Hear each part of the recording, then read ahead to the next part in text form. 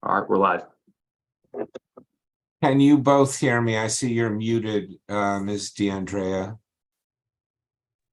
Sorry, yes, I can hear you. And can you hear me, Mr. Mitz? Yes, Your Honor. Okay, good morning to both of you. Good Good morning. morning. We are here on an appeal of use and occupancy ordered by the trial court pending appeal in number 23J 273, Frechette versus Brown and others. And I know it's probably difficult appearing in court when you're not an attorney, although in court, right, on Zoom in court, when you're not an attorney, Ms. DeAndrea. And I appreciate that and appreciate your coming in and willingness to talk to me. And all I can say is try to relax and tell me what the story is, and I'll probably have some questions for you. The way this argument will work is each of you will get 10 minutes. First you, Ms. DeAndrea, and then you, Mr. Mitzen. I believe a 10-minute clock will appear in the box that currently says Massachusetts Appeals Court, and it will count down to 0. And that is all. And with that, I'm happy to hear what you have to. I've been informed that you filed something this morning, Ms. DeAndrea. I haven't physically received it yet, and so I haven't had a chance to review it. But you can rest assured that I will. And I will hear first from you, Ms. DeAndrea, whenever you're ready. Okay. So where do I start?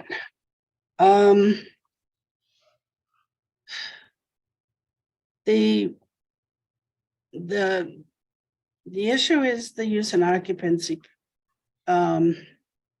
We had a summary judgment and I filed an appeal, and then the plaintiffs filed the use and bond, I believe, a bond waiver. Excuse me, because I did not sleep trying to get that paper done. So let me, maybe I can ask you some questions. Okay. I understand it. The opposing side asked for an appeal bond and for use and occupancy. And the judge, finding that you had both indigency and a non-frivolous issue for appeal, waived the appeal bond. So you don't have to post the appeal bond, but did order use and occupancy. And the judge is allowed to order use and occupancy even when a person is indigent. And the judge concluded that although the fair market value that was testified to was $1,700 a month, that he would order you to pay for your use and occupancy of the home, pending appeal, $1,275 a month. And so what's before me is whether that was an error.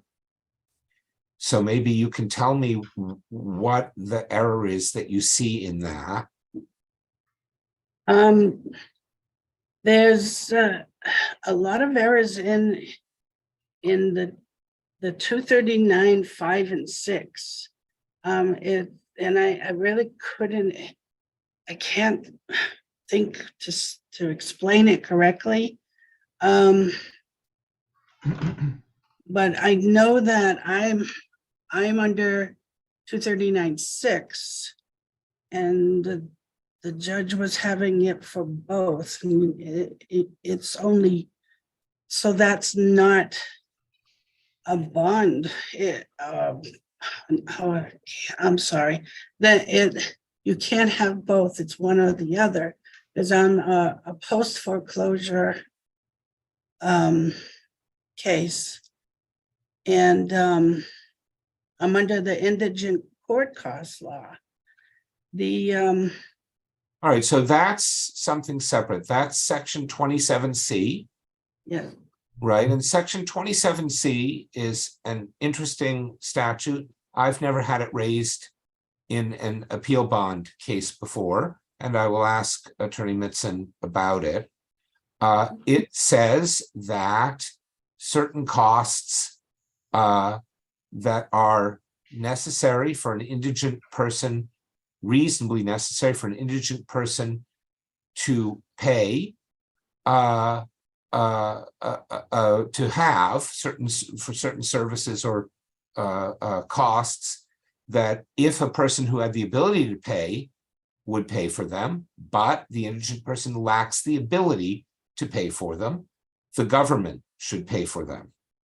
Now, I've never seen this argued. I'm not saying you're mistaken. I've never seen it argued in a housing case before. It usually comes up, for example, in a criminal case, someone needs a psychiatric evaluation or something, and they have no money for it, and the government has to pay for it.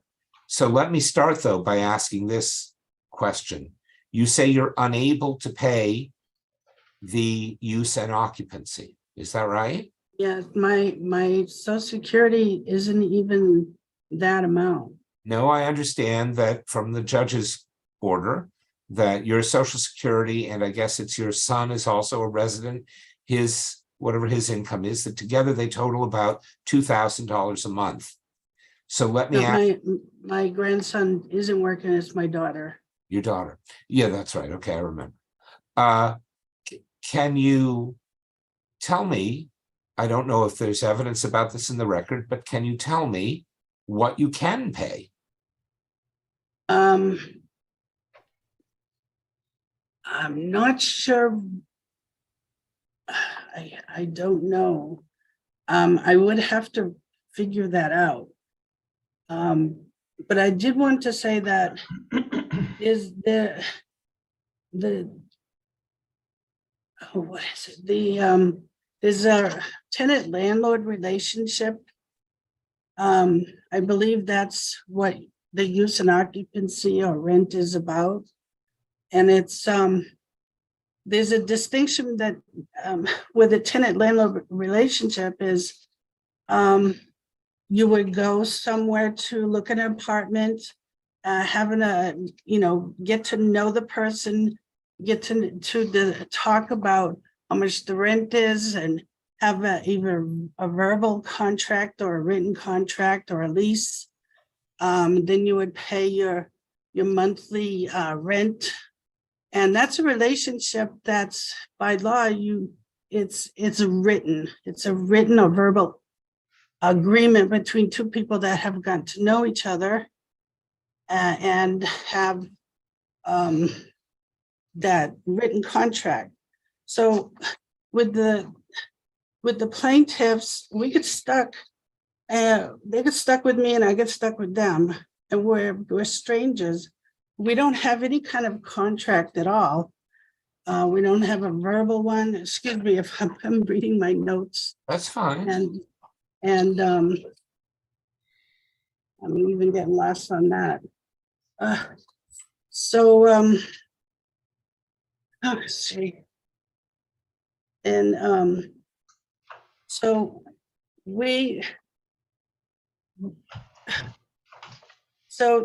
from there, it's not any sort of relationship for a rental agreement. No, but that's why these are called use and occupancy payments. I'm sure if I were to ask Mr. Mitson, who represents the plaintiffs, he would say, we own the house now, and that he does have a judgment for possession. I know you're appealing it, but as of right now, he has this judgment, and he'd say, we don't want to have a relationship with Ms. Andrea. We want her to vacate the premises. They're our house. And so what the court does in a use and occupancy payment is it says, well, we're not going to kick her out of the house, even though you want her kicked out. We're not going to kick her out. She has an appeal pending, and maybe she will win the appeal, and maybe you aren't entitled to possession. But we understand in the meantime, you want to make sure you're protected in case you win. And so we will figure out an amount that's the fair rental value, and we will have her pay it not to you, but into an escrow account. And if she wins on appeal and it's her house to possess, then she'll get that money back. And if But you I understand that. right, so that's so of course there is no tenant landlord relationship. The other side doesn't want one. They don't even Right, want. and they vacant house. stated in their summary process, summons and complaint that not applicable for rent, and they didn't annex it. They also said in their answer in discovery that they won't accept rent, and then there's no tenant landlord relationship, and they won't accept rent. And even in a hearing, he said he's not seeking use and occupancy, only possession. And Well, okay, of course, but the use and occupancy being set is to protect him in the event that, in fact, he wins on appeal and it's his property to possess. Can I ask you, what were the mortgage payments supposed to be before foreclosure? Do you know? they were quite high back in 2013. I believe they were 1,300 something, which was quite high back then. Okay, but still, well, obviously it depends on how much the mortgage is and how much the interest rate is. But so you were required to pay $1,300 just to keep the house when there was a mortgage. Do you see what I mean? Right, I understand. No one is in a house for free unless they buy the whole house, which most people can't do. They have a mortgage, and so they have to pay something. So you had to pay that.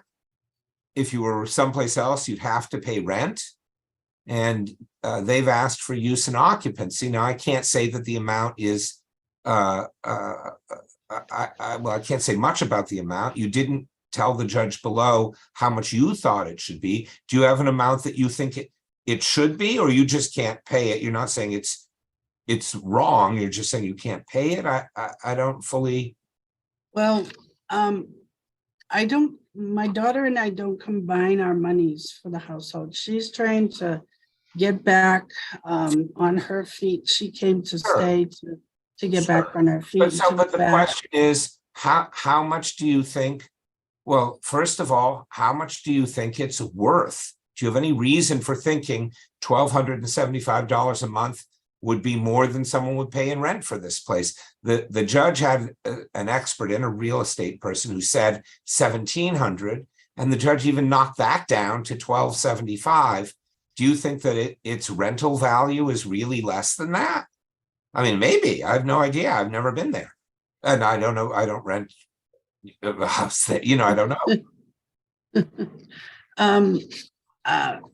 I know I've looked online and at homes because I like to look at them, and I noticed that, yeah, the prices are high. It's my neighborhood is nice. My house is like really original condition almost. Yeah. But it's nice. But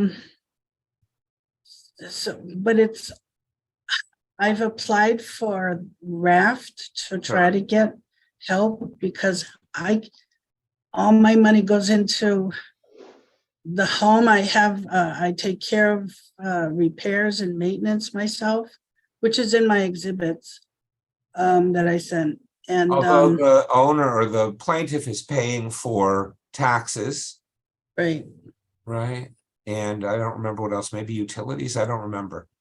Water and sewer, I believe. So they're paying for that, and getting nothing. I'm not saying I'm not saying what the law is about that, but that is true, right? Right. And I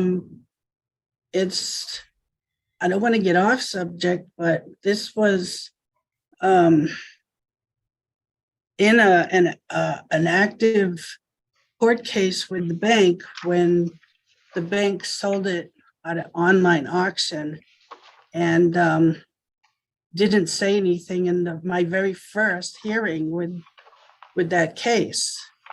Well, And- that is separate. That is a separate issue from what we can deal with today. And you do have an appeal pending from the summary judgment. But the Mhm. question is, how much is an appropriate use and occupancy? And you haven't told me a number that you think is appropriate. You haven't told me a number you think you can afford. Can I get back to you with that? Well, I'm not, this isn't an evidentiary hearing really, so Okay. I want some sense of it. But you didn't tell the judge below a different number than the Realtor gave. I was so unprepared for that. I didn't even Yeah, realize what was happening. And I would have had a market analysis myself. I only had one from last year. But I would have to ask my daughter what she can help me with and what I have after paying the bills in the house and our daily needs. And because I have to make this last a month. And no, I understand that's very low income. I understand. and I haven't heard back from Raft. It was submitted, but I haven't had any response yet. But I am trying, so I don't really know how Raft works. Do you ask for a specific amount? yes, I asked what the judge had ordered. You asked for $12.75 a month. Right. All right. Your time has expired.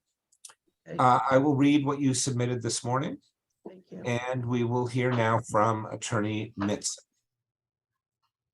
Good morning, Your Honor. Judge, if I may frame this issue, I think the question before the court is whether the trial court's waiver of the appeal bond obviates its prerogative to institute a use and occupancy order. Well, I don't know if that's what's before us because it doesn't Well, obviate his authority to institute use that is, and occupancy.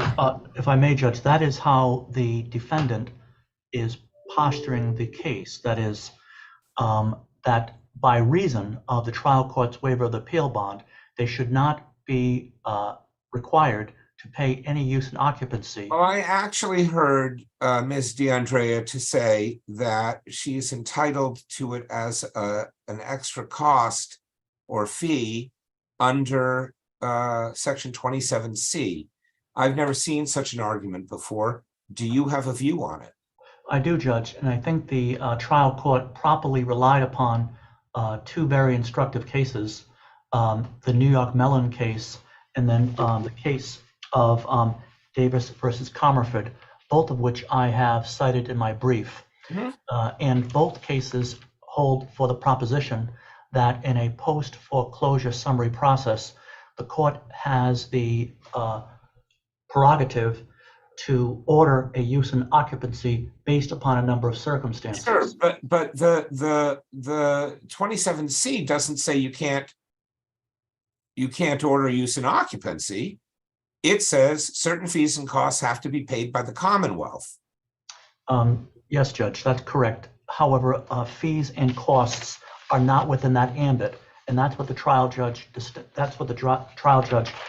made plainly clear in his order. That I used the word obviate. The court used the term. The court used a different term and said these were two different issues that the legislature has explicitly provided in unambiguous terms that even when an appeal bond is waived based upon the defendant's indigency, defendant must still pay all or a portion of the fair rental value of the premises pending the appeal. That proposition, Judge, is supported again by Davis versus Comerford and the New York Mellon case. And both, again, I've cited in my brief. So, Your Honor, it shouldn't be lost on this court that this is the second use and occupancy order. When the matter was at the trial stage, I had a motion, evidentiary hearing. for use and occupancy. I called my expert witness. 11 months passed in defiance of that order, and no good faith payments were ever tendered. So that is something that the trial court also kept in mind, that there was a defiance of the order, no effort whatsoever to make even good faith payments. I prevailed on the summary judgment. An appeal was filed.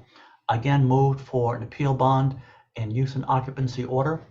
The court saw fit to waive the appeal bond by reason of its finding of indigency and barely, as the court, if I may quote. Yes, sir. And let me ask you this. Must the judge order use and occupancy, or you think that's discretionary? It is discretionary under Davis versus Comerford, and it's a holistic approach.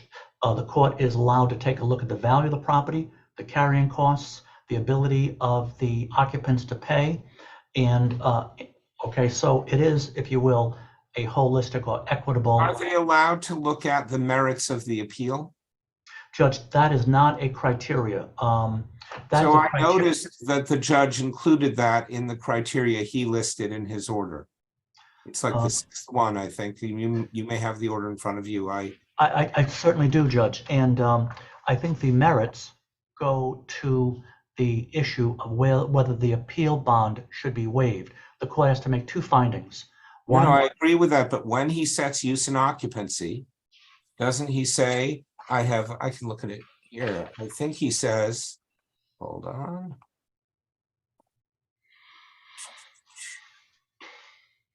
It's hard for me to find that order.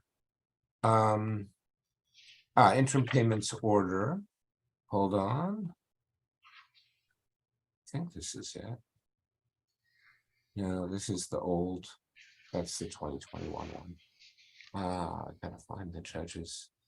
Well, I'll find it, but you don't have right in front of you the order on the motion for bond and to waive it? I certainly do, Your Honor. Well, am I wrong that in deciding what the use and occupants will be, the judge included as one of the factors the strength of the appeal? I mean, that caught my eye when I read it. Well, do you know what page that's on of this? Judge, filing? I did not see, I'm sorry, but I did not see that provision. If you would like me to study this briefly to see if I can find Yeah, that. you take a look for a minute and I'll try Yes, to. sir. Do you know what page it's on, or you have it just printed loose? I do have it printed loose, Judge. I will, but I've read it multiple times. Yeah, me too. I'll just keep looking.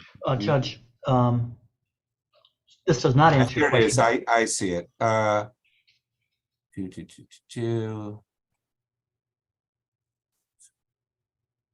She'll pay $22.40 per month starting May. Posting bond.